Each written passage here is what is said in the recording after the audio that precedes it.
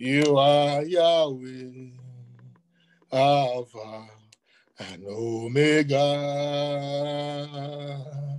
You are Yahweh, Alpha and Omega.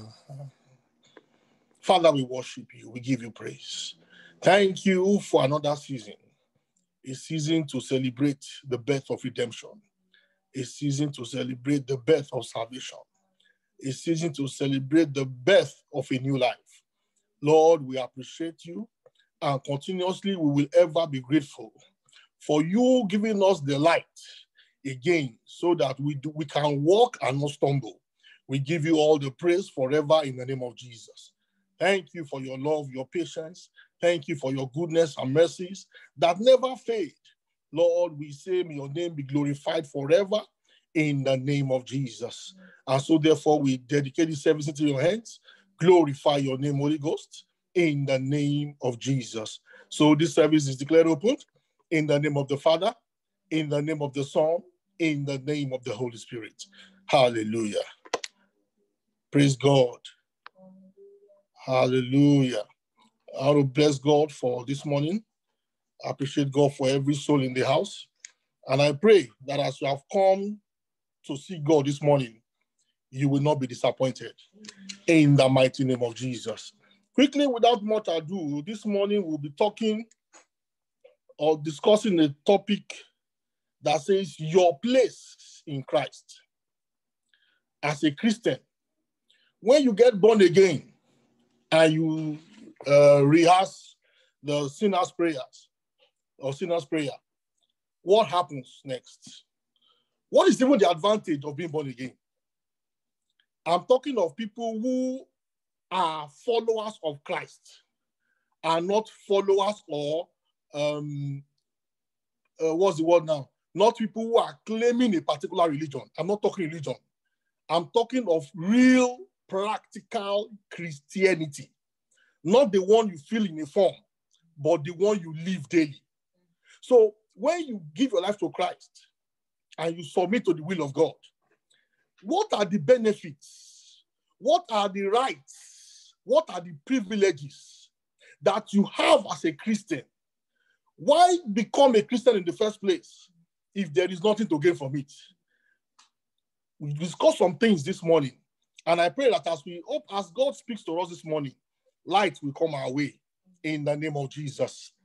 The first thing, in no particular order anyway, that you gain in becoming a Christian, in giving your life to Christ, is that when you get born again, your life becomes hid in Christ. And Christ becomes also hid in you. Yoruba will say, on Wanura. That means Christ comes into you. That I could pray, say, oh Lord, come into my life. And then you also come into Christ. It is a two-way thing, sir. Many of us Christians miss out of the blessings behind this action or this act because we only observe one way. Many of us, Christ only comes into our life, and that is where it stops. And we miss out on the many advantages this would have given us. Do you know how we miss out? Many of us do not come into Christ. Christ only comes into us. I will explain. Go to the book of John, chapter 15. John chapter 15, I'll read verse 5. It says, I am the vine, ye are the branches. Mark your Bible. He that abideth in me, and I in him, not all, is and. So it is a two-way thing. When you say pencil and eraser, means they go together. So he that abideth in me, and I in him, the same bringeth forth much fruit. For without me, ye can do nothing. He that abideth in me, and I abide in him.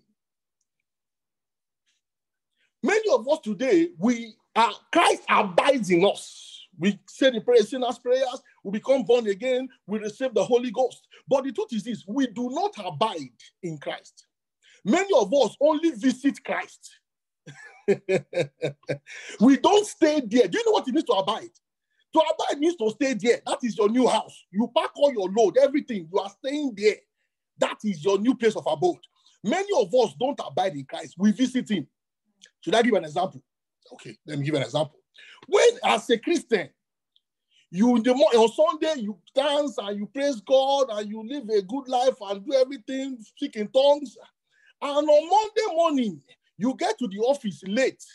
And they ask you, what time did you come to the office? Instead of saying you arrived 8:15 and you lie, you say I arrived 7:48.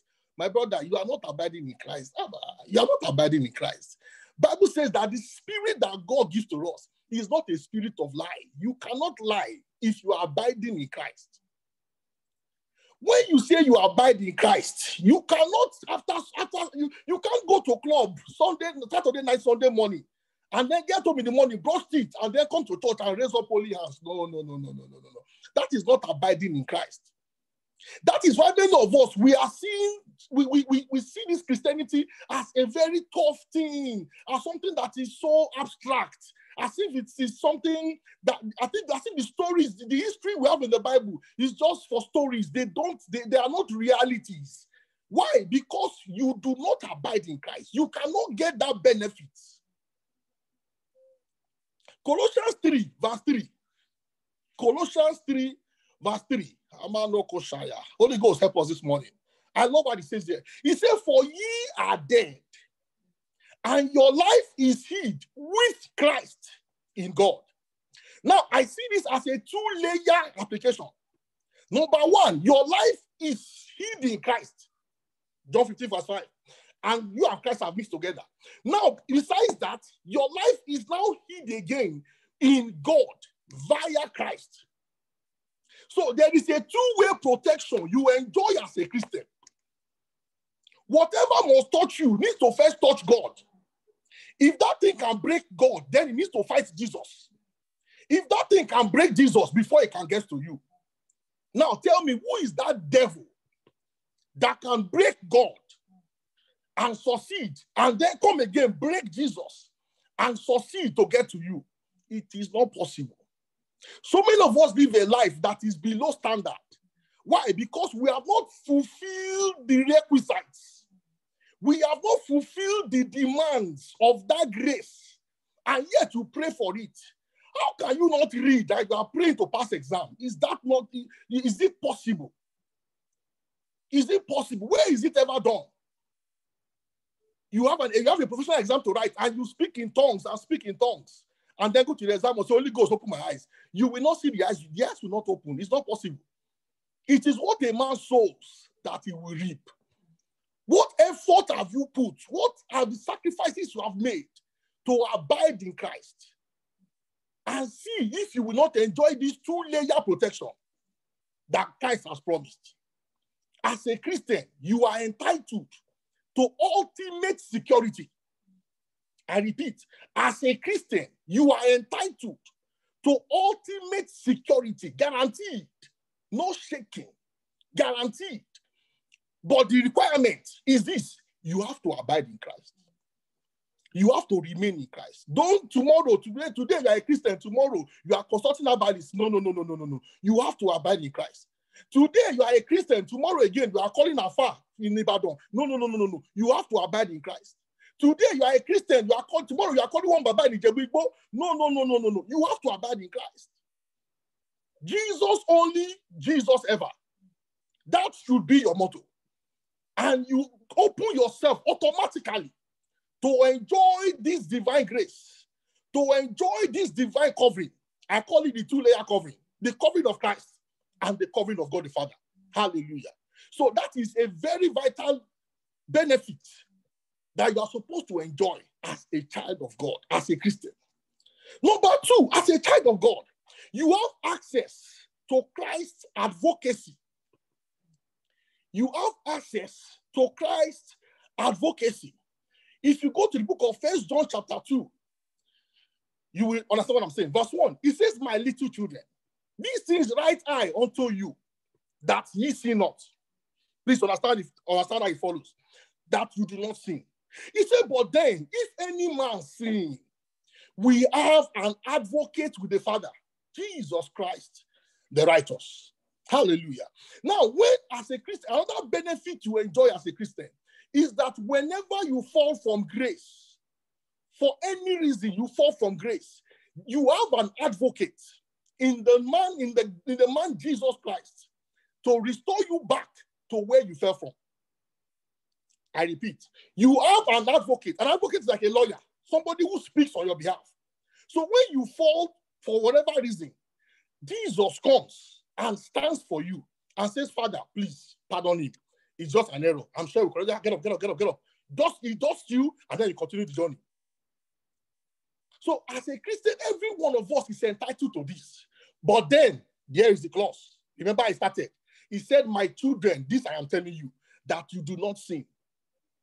Don't sin. But in case, if it happens, there is somebody, Jesus, to stand and defend you. Many of us today have abused that privilege. And we have turned it to an habitual act. Believing God that anytime we sin, we just sin at will. And we expect Christ to come and become an advocate. That is wrong. Grace is not meant to be abused. I repeat, grace is not meant to be abused. Because a referee in a soccer match gives you a yellow card, don't think that is an excuse for you to begin to just tackle everybody and break the rules. After a couple of yellow cards, a red card will come, sir. A red card will come. God is bearing with you to live that life. God is just bearing with you to change. But it gets to a time that if it becomes habitual, you do not receive this divine backing. These benefits we're talking about, you can't receive it. Remember, a man that is truly born again cannot have pleasure in committing sin. It is not possible. I repeat, if truly you are born again, I didn't say you go to church. If truly you are born again and Christ lives in you, sin cannot be habitual. Meaning it cannot be a way of life. There are possibilities. It is everywhere. We're all working towards perfection. It is normal. It's like a student who is in class, who is aiming to get 10 over 10 in an exam or in a test. And you try the first time to get 8.5. It is normal. That does not mean you are failed. You try the next time, you get a 9. You try next time, you get a 9.5 or 9.2. You are growing. That is how it should be. Jesus said, Matthew 5:48, he said, be ye therefore perfect, even as your heavenly Father is perfect. So you are supposed to walk towards perfection as a Christian, not go down in perfection. There is no grace covering you at that point. Grace is not meant to be abused. Grace is not what you take 3 times a day for 1 year. Grace is something that should happen once in a while when you fail to meet a target. Today, Christians of nowadays have turned grace to blood tonic that they take every day. It is wrong. That is why we are not enjoying the benefits that should come as Christians, as born-again children of God. The backing of Christ is no longer there. Some sickness should not come to you. I'm telling you, sir, some sickness should not come to your abode. If you observe these laws of Christ, look, sir, the scripture cannot be broken. God is not a man that he should lie. The word of God is standard. Take that word anywhere, it will cash. Take the word of God to any bank, anywhere, it will definitely cash out. The fault is never from God. The fault is from man. Remember scriptures that my children, he first started that way. Do not sin. Do not sin. He said, but if peradventure it happens, then we have an advocate to start. Your place in Christ. You have access to advocacy. You have access. If you ever get in trouble, you have access to a lawyer. You have access to a lawyer. It is a benefit you deserve. You have a right to have as a Christian. It is a benefit you have a right to enjoy as a Christian. Remember, verse 9, First John 3, verse 9. He said, whosoever is born of God does not commit sin. For his seed remaineth in him, and he cannot sin because he is born of God. So sin is not a thing we should be caught in. I told you, you are supposed to grow in life. You should increase. You do the first assignment, you get 6 over 10. It is not the end of the world. The next assignment, you should improve 6.5. The next one again, you improve 7.2. The next again, you improve 7.6. That is how it should be. Not that you start going down and going down. No. No. There's no advocacy. You are not born again yet. You need to go back and start afresh. Because if the seed of Christ is in you, you cannot commit sin. He that is born of God doth not commit sin. God help us in Jesus' name. Number 3, I said, when you are a Christian, a born-again Christian, a follower of Christ, not a churchgoer, I'll keep saying it, you have unrestricted direct access to God the Father.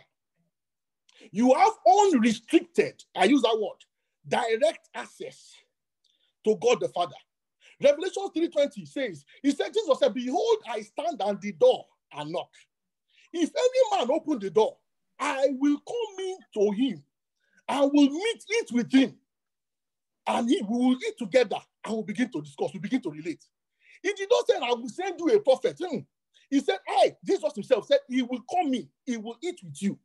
So you have access to God directly as a Christian, not through any pastor, not through any preacher, not through anything. No. Direct access.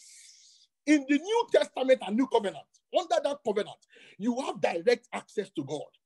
Remember the prayer Jesus taught us to pray in Matthew chapter 6. Look at how he started. He said what? Our Father. He did not say, oh, God of Abraham, Isaac, and Jacob. Relationship has changed. Christ was teaching us that, look, in this New Testament, under this new covenant I am bringing, God is no longer a far God that is so far, that is so ancient. God, I am bringing God to you now. God is now your Father. Go and check the Old Testament. People really call God Father. Go and read your Bible. They really call. If you want to say prayer, you say, oh God of Israel, right? You say, oh God of Abraham, oh God of Isaac, oh God of Jacob, oh God of Elijah. They really call God Father. Why? Because that distance was there. But Christ came to bridge that distance. He came to bring us closer to God. Christ was coming to say, look, God is not an outsider. Come, don't worry, I go carry. God is not difficult. Come, Gary, go and meet him. Don't worry, go and meet him. That is what Christ came to do. He came to bridge that gap. So as a Christian, the day you get born again, you have direct access in your room there to pray to God Almighty, and he will hear you.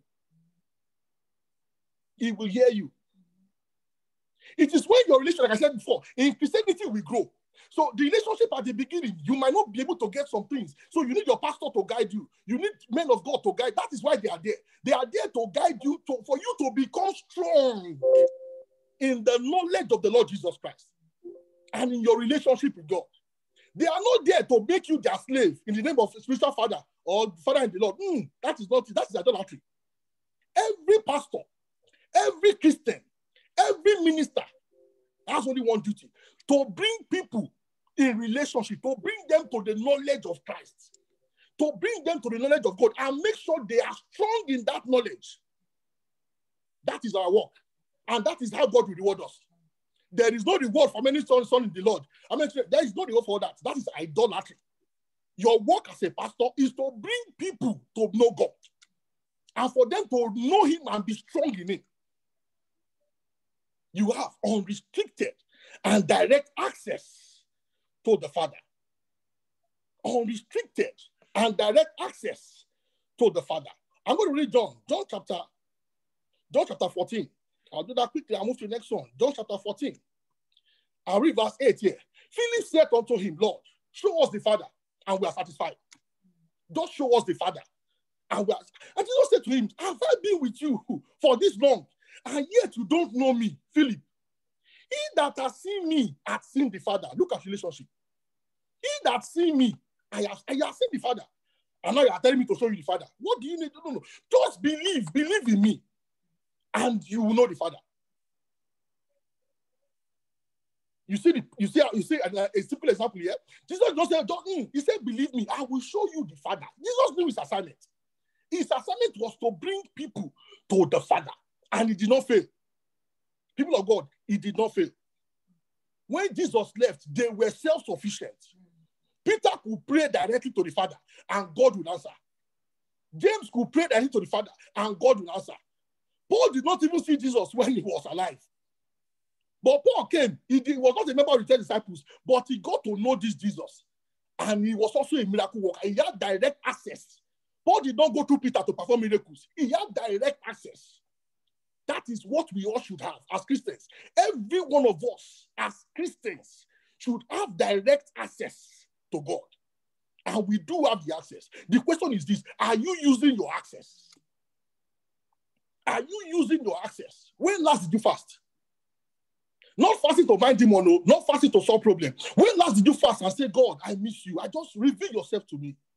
Lord, give me an encounter. I want to know you more. I don't want to know you through my pastor. Lord, yourself directly. But the scripture tells me here that I have direct access to you. Reveal yourself to me. Show yourself to me. People of God, this Christianity is sweet when you know God. Not when somebody knows God for you. At a point, you become discouraged. But when you know God yourself, oh my God. Is there somebody having access directly to the president? Do you know the joy you have? Imagine the joy. You don't need anybody to get contract because you have direct access to the president. That is how it is. God wants you to know him by yourself. He wants you to know him by yourself. Come to his presence.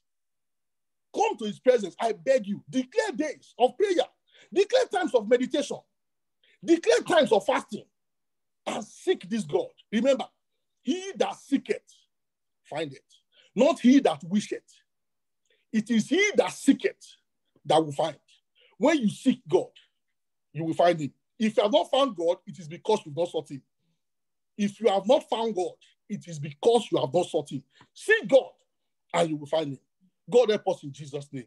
Another advantage of being in Christ is that you have access to divine direction. You have access to divine direction. When you get born again, you receive the Spirit of God. And one of the things the Spirit of God does is this: it gives you direction. It gives you direction. John chapter 8, verse 12 says, Then spake Jesus again unto them. Say, look, I am the light of the world. He that followeth me shall not walk in darkness, but shall have the light of life. If you are lacking direction, it is because you are not following well. If you are lacking direction, you are not following well. If you are following well, you will receive the light of life. I've told you, the word of God is too big to lie, to fail. As a Christian, it is your direct right, your benefit to hear from God and to get direction. It is your right. Place that demand on heaven. Lord, I receive divine direction. Lord, I receive your will. What is your will concerning this project? What is your will concerning this program I want to read in the school? What is your will concerning this course? What is your will concerning this job? What is your will concerning this contract? I know this thing is good, but is it time? Some things are right, sir. But the issue is the time you do them, determines the result you get. All of this you have access to as a Christian. The question is this: how much time do you spend with God to achieve these things? How much time do you give? Many of us have become so lazy. Our pastors are the ones that pray for us. Our pastors are the ones that study the Bible for us. Very few people take their time to read this scripture. Very few people take their time to pray, to seek God. And we miss out on so many things. I'm telling you, sir, we are missing out on so many things. We are missing out. God help us all in Jesus' name. Another advantage you have as a Christian, as a born-again Christian, is that you have access to divine peace. You have access to divine peace. John chapter 14, verse 27, he said, peace I live with you. My peace, my own, the one Jesus has, I give unto you. Not as the world giveth. Not as the world giveth. I am giving you peace. I am giving you peace. People of God, to have money is not to have peace. To have the professional degree is not to have peace. They are two different things. Oh my God, oh my God. Oh my goodness, Jesus help us this morning. Do you know how many people, if you see the way they are living during this pandemic, you will think that, is this more than this COVID-19?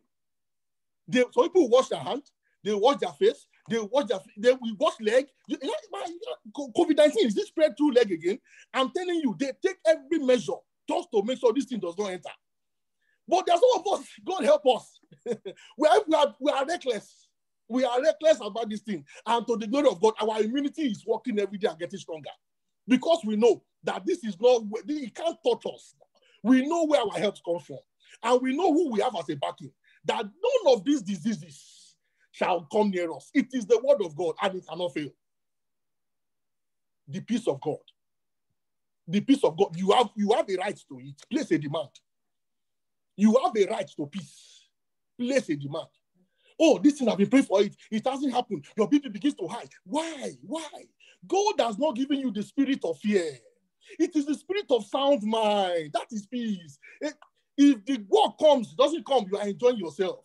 Whenever God is ready to do it, let him do it. Enjoy the process. Enjoy the waiting process. Don't grow lean. Don't grow. Enjoy the waiting process. It will come. It will come. Jesus promised the Israelites a deliverer. They were suffering and they were waiting. Why? Meanwhile, God was processing Moses ahead of them. The children of Israel were waiting for a Messiah. God was processing Jesus in the womb of the Virgin Mary. It will come. Just relax. Don't give yourself high blood pressure. You have access to divine peace. It is your right. It is your right. God help us in Jesus' name. Divine peace. Things we enjoy as Christians. Things we enjoy as Christians. Another one again I love so much is that as a Christian, as a born-again child of God, you have access to God's ability and power. This one is huge. This one is huge. If you read Acts chapter 1, verse 8, I like the Amplified Version. I like the Amplified. I love the way Amplified Version puts it. Acts chapter 1, verse 8. I'll read that quickly as I wrap up the teaching this morning. Acts 1, verse 8. He said, but you will receive power and ability when the Holy Spirit comes upon you. Let me stop there because of time. You will receive power and not all, and ability. So there are two different things. As a child of God, you have access to God's ability. Let me explain what that means. What it means is that what God can do, you can do. This is big. It's what God can do, you can also replicate. When God named Adam, Adam too was able to name the animals. Adam was able to name the woman. What God can do, you can replicate. It is your right. You have the ability. If God could create, you can also create. If God can create, you also have the ability to create. It is a function of you seeking for it. People of God, hear me. The basic and the valuable things in life are not given free. The valuable things in life are not given free. You pay sacrifice. You make sacrifices to get them. They can give a doctorate degree, honoris causa. You have never seen, I have never seen anybody who got a professional degree free of charge. Say, oh, just take. Where? How do you want to get that? Do you know what it means to be a professor? Do you know what it means? You pay the sacrifice. You pay the sacrifice. Jesus told them, go and tarry. Power doesn't come cheap. Power doesn't come by just saying it. Power doesn't come by wishing it. You take a move. You take a move to receive power. You take a move to receive power. It doesn't come by mere wishing. It takes sacrifices. Are you ready to make the sacrifice today? Are you ready to make the sacrifice? To begin to enjoy this grace and more? There's no time. So I'll wrap it up. There are so many other things here. There are so many other things here that you have access to as Christians. The list is endless. But I just speak these ones by the Spirit of God and challenge you today. I challenge you, people of God. This year is as good as gone. 2021, are you ready? Are you ready to create a new you? Hear me, sir. Hear me, ma. New wine is not poured into old bottles. If not, the bottle and the wine will waste. So God does not waste resources. He has to make sure that you are ready to receive what he wants to give to you. So if you have not been enjoying any of these things, it is not the fault of God. You have to check yourself. Am I ready to receive this new wine? Am I ready for this grace to begin to manifest in my life? Am I ready to begin to be a blessing to everybody that I meet in life? I repeat again, new wine is never poured into old bottles. Can we just bow our heads this morning and begin to talk to God? Lord God, I receive grace. Lord, now I know. Lord, now I know that there is a better life. Now I know that Christianity can make more sense than I am presently experiencing. Lord, I want to enjoy Christianity to its fullest. Everything that you have given me access to, this morning, I receive grace to enjoy them to the fullest.